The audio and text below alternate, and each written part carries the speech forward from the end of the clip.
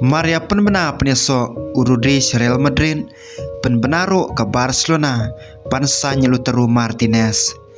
kajinya kun ke transfer market kelas sedang arteliki kubor transfer ki belapen ki ya ke partai football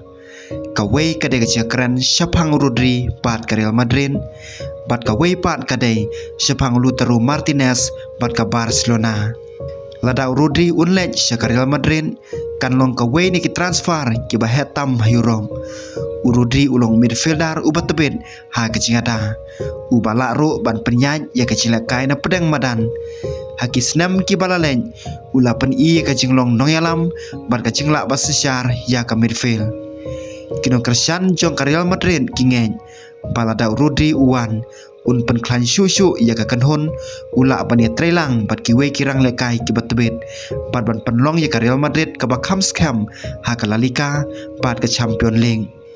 ha ka we pat kaliang kecing keren ba ka Barcelona ka kwa ban sanya Lautaro Martinez kelapan kemen ya bun kino Christian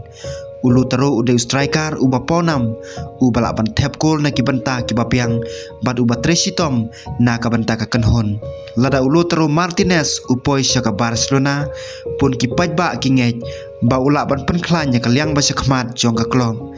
ka Barcelona kadang wat ya kirang lekai ki balaban penek ya kecekon bad ki klub ki bakrau ha ka Spain bat ha Europe lada kine ki arteli ki transfer ki urlong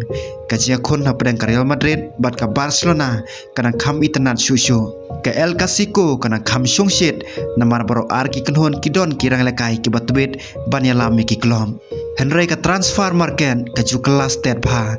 ki klub kila ban ekran bun tayo Henry lada omla ban menjori kador ke bapiang kecil keren kala kutno klem da soy kontrang donro kecing keli ke babun ki pajba kibu hato kecing yo Urudi kan penlong ya Real Madrid bahkan klan syusyu